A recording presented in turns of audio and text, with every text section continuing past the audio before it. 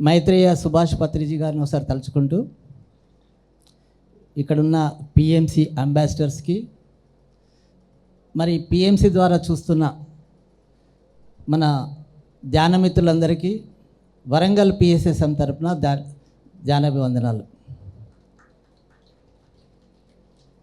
నా పేరు కిషన్ రెడ్డి. నేను ఇది 20వ సంవత్సరం 2003లో ఈ పిఎస్ఎస్ఎంలోకి రావడం జరిగింది. అప్పటి నుండి ఇప్పటి వరకు తిరిగి లేకుండా పత్రిజీ ఏదైతే మనకు సూచించారో అదే అడుగుజాడల్లో నడుస్తూ లాస్ట్కు శ్వాస ఉన్నంత వరకు ఈ పిఎస్ఎస్ఎం పత్రిజీ ఆశయాలను ప్రపంచవ్యాప్తంగా చేయడంతో నేను ఇందులోనే ఉంటూ ఈ ప్రచారం చేస్తాను.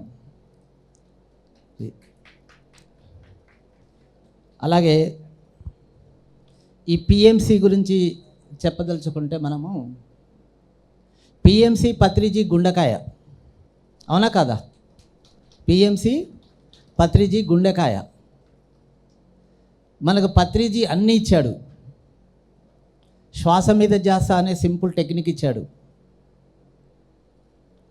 సజ్జన సాంగత్యం చేయండి అన్నాడు. స్వాధ్యాయం, ప్రపంచంలో ఉన్న మాస్టర్స్ యొక్క అందరినీ మనకు పరిచయం చేశాడు పుస్తకాల ద్వారా. అన్నిటికంటే ముఖ్యం మనల్ని మాస్టర్స్ అని పిలిచాడు. అంటే నీకు ఏది తెలిస్తే అది చెప్పు. నువ్వు ఈరోజు ధ్యానం చేసావంటే ఈ రోజు నుంచి నువ్వు మాస్టర్స్. అంటే మనము ఎవరు శిష్యులుగా ఉండడానికి లేదు, అందరు గురువులము అని చెప్పాడు. అందరూ బ్రహ్మర్షి కంటే తక్కువ కాదు అని కూడా చెప్పారు మనకు.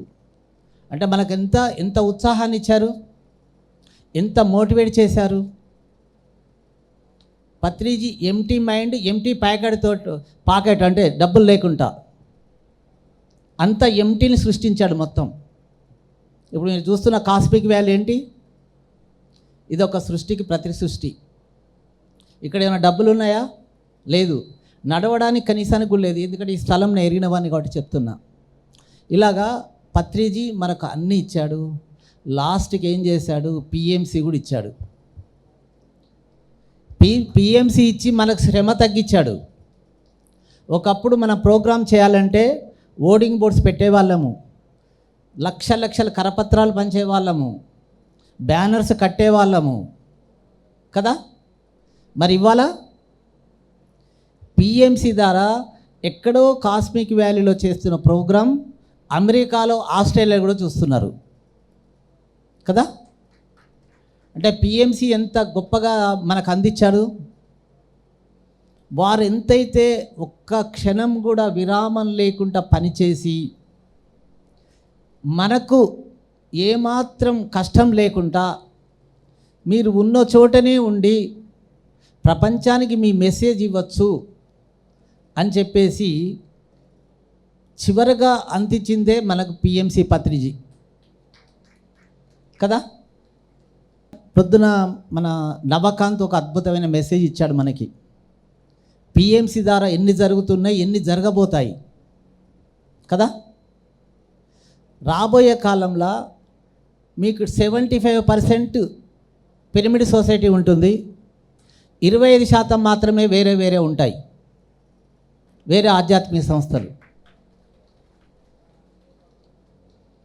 ఒక్క పత్రిజీ ఉంటేనే ఇంత నడిచింది. ఇప్పుడు అందరూ, నేను తిరుగుతున్నాను ఈ మధ్యలో, అందరూ పత్రిజీ లాగానే పనిచేస్తున్నారు. ప్రతి ఒక్కరు పత్రిజీ లాగానే పనిచేస్తున్నారు. మన నవాఖాన్ చెప్పినట్టు అప్పులు చేస్తున్నారు, టైం పెడుతున్నారు. ఇదంతా ఎందుకు? పిరమిడ్ మాస్టర్ అంటే నిస్వార్థపరుడు, ఏది ఆశించి చేయని వాడు పిరమిడ్ మాస్టర్ కదా. మన పత్రిజీ కూడా ఏమైనా ఆశించాడా? ప్రతి ఒక్కరిని తన సమానంగానే చూశాడు. అలాగే ఇప్పుడున్న ఈ మాస్టర్స్ కూడా, ప్రజెంట్ ఉన్న మీరందరూ కూడా, మీరందరి లెవెల్లో స్వార్థం ఉందా? మీరు ధ్యాన ప్రచారం ఎందుకు చేస్తున్నారు? డబ్బులు ఎందుకు పెడుతున్నారు అంటే పత్రిజీ విజన్ను మన ప్రపంచమంతా తీసుకెళ్లాలనే కదా, అవునా కాదా? మనకు మనం ఒకసారి గట్టిగా చప్పట్లు కొట్టుకుందాం. ఈ పిఎంసి ఏదైతుందో ఒక 4-5 సంవత్సరాల క్రితం అనుకుంటా యూట్యూబ్ ఛానల్గా నవకాంత్ ఓపెన్ చేశాడు. నవకాంత్కి ఒకసారి గట్టిగా చప్పట్లు కొడదాం. మెయిన్గా నాకు ఇలా పరిచయం ఉన్నది నవకాంత్, ఆనంద్, నందప్రసాద్. వీరు నాకు బాగా క్లోజ్ రిలేషన్. వాళ్ళు దీనికి ఎంత పాటుపడ్డారంటే అంత పాటుపడ్డారు. ఫస్ట్ నవకాంత్ ఒక 5-6 ఏళ్ళ క్రితం ఒక ఇంటర్వ్యూ తీసుకున్నాను. నాది ఏంది అంటే పిఎంసి యూట్యూబ్ ఛానల్ ఓపెన్ చేస్తున్నాం అన్నారు. అంటే నాకు యూట్యూబ్ ఛానల్ మీద కానీ నాకు అంత నాలెడ్జ్ లేదు. ఏంటి వీళ్ళేదో పిఎంసి అంటున్నారు, శాటిలైట్ ఛానల్ అంటున్నారు, ఏంటంటే అప్పుడు మనకంత నాలెడ్జ్ లేదు. కాబట్టి నా ఇంటర్వ్యూ ఇచ్చాను ఒక 5 minutes. అలా అప్పుడు ఇచ్చిన ఏదో ఇంటర్వ్యూ మొన్న ఏదో సర్క్యులేట్ చేశారు నాదొకటి. ఏంటి అలానే ఇచ్చిందంటే ధ్యానం ఎందుకు చేస్తున్నావు అని అడిగాడు నాకు అతను నవకాంత్. ధ్యానం ఏంటో తెలుసుకోవడానికి చేస్తున్నా అని నేను చెప్పాను ఆ రోజు. పత్రిజీ ఇచ్చిన స్టేట్మెంట్ కూడా ధ్యానం కొరకు చేయాలని స్టేట్మెంట్ ఇచ్చాడు కదా ఒకసారి.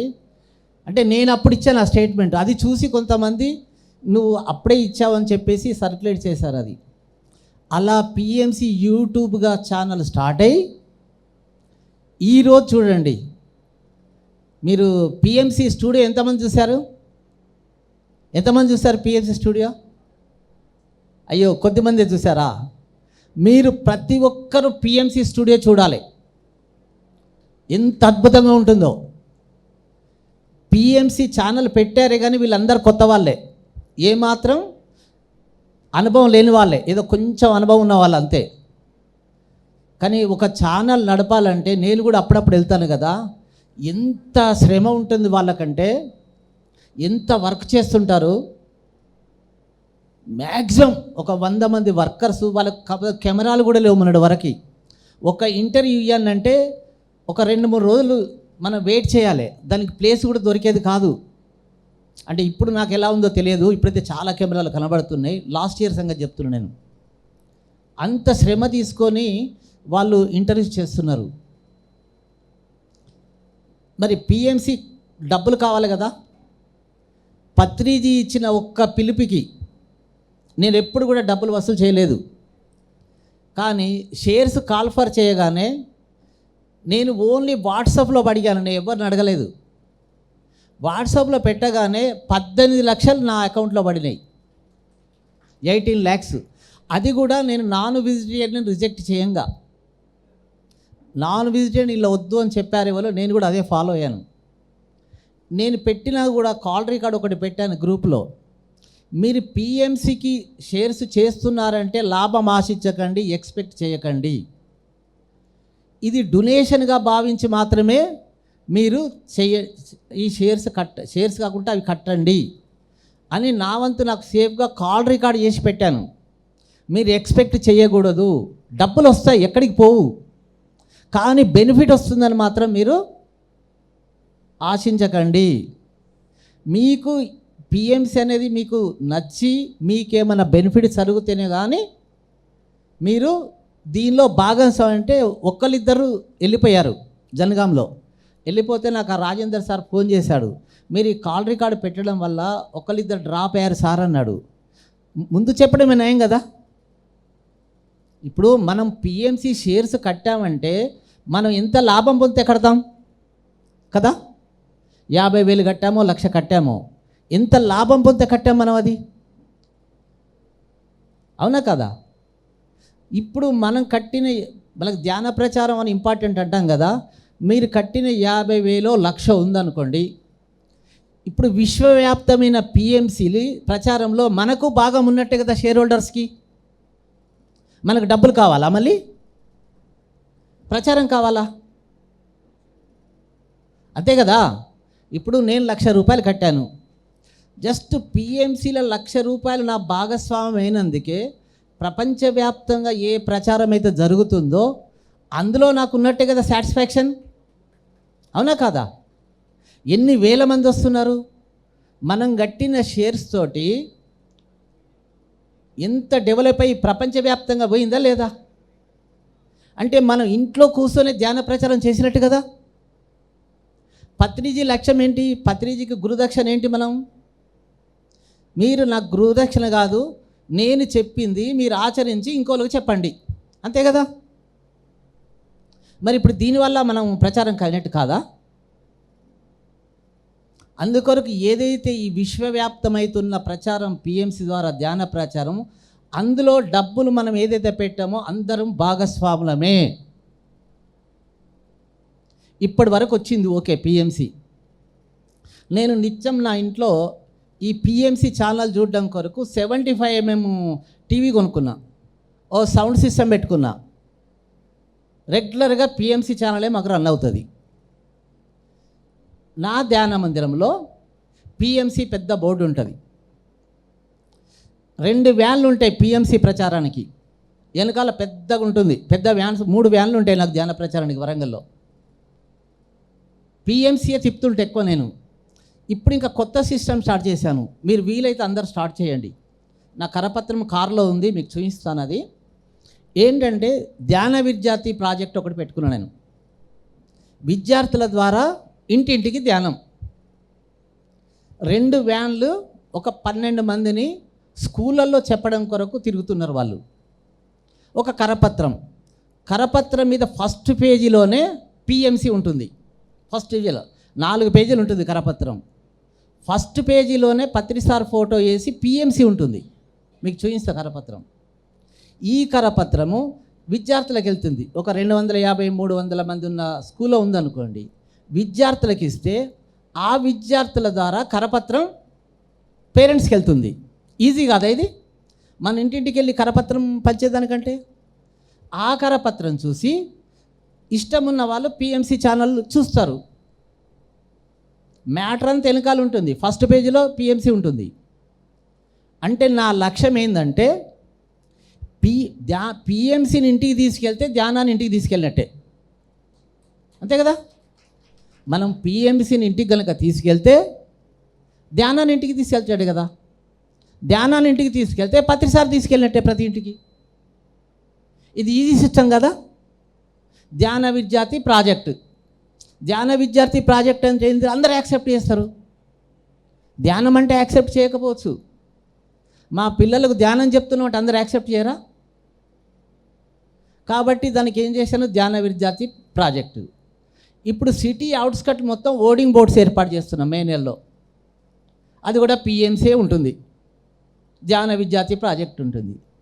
పిఎంసీ అనేది అనుక్షణం వాళ్ళ మైండ్లలో నింపేస్తున్నాం మేము. ఇప్పుడు నేను ట్రస్ట్ వాళ్ళకు కూడా చెప్పింది ఏంటంటే, మీరు ఇంత వర్క్ చేస్తున్నారు, పిఎంసీ డిస్ట్రిక్ట్ ఆర్గనైజర్ అందరికీ ఒక మీటింగ్ పెట్టండి.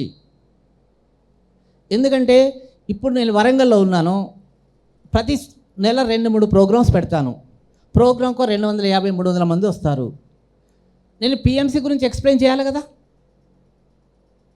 ఆడ ప్రోగ్రాంలో పిఎంసీ బ్యానర్ ఉంటుంది, పిఎంసీ ఎక్స్ప్లెయిన్ చేస్తాం. మళ్ళీ ఇంకోటి, మా ధ్యాన ప్రచారం ఎలా ఉంటుందంటే, ఫస్ట్ పోగానే వాళ్ళ సెల్ తీసుకుంటారు. సెల్ తీసేసుకొని పిఎంసీ ఛానల్ సబ్స్క్రైబ్ చేసి ఇస్తారు. పిఎంసీ ఛానల్ ఆ టీచర్లు ఉంటారు కదా, సబ్స్క్రైబ్ చేసి ఇస్తారు ఇష్టం ఉన్న వాళ్ళకి. మనం ఎక్కడ ధ్యానం చెప్తే వాళ్ళు రిక్వెస్ట్ చేసి సెల్ తీసుకొని మనం పిఎంసీ ఛానల్ సబ్స్క్రైబ్ చేసి ఇవ్వాలి. ఈ విధంగా ఒక 2 సంవత్సరాల లోపల వరంగల్ జిల్లాలో ప్రతి ఇంటికి కరపత్రం వెళ్ళాలి, పిఎంసి వెళ్ళాలి. ఈ విధంగా మనము ఈజీ, మనమేమో పిఎంసి పుణ్యమాని మనకేం డబ్బులు ఖర్చు లేదు. ఒక్కొక్కసారి పేపర్ యాడ్ ఇస్తే కొన్ని లక్షలు అయ్యేది నాకు, కరపత్రాలు పంచితే అయ్యేది, బ్యానర్లు కడితే అయ్యేది.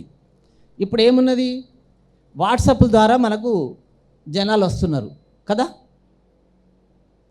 అందుకొరకు మనం ఇక్కడ నుండి కూడా ఇప్పుడు పిఎంసి ఇంకా ముందుకు వెళ్ళాలంటే, ఇదివరకు చేసింది ఒక ఎత్తు, ఇదివరకు పాత వాళ్ళని చేసాం మనం కదా. ఇప్పుడు ఇదివరకు 5% పాత వాళ్ళు ఉంటే ఇప్పుడు 20% కొత్త వాళ్ళు వస్తున్నారు అనుకుందాం కదా.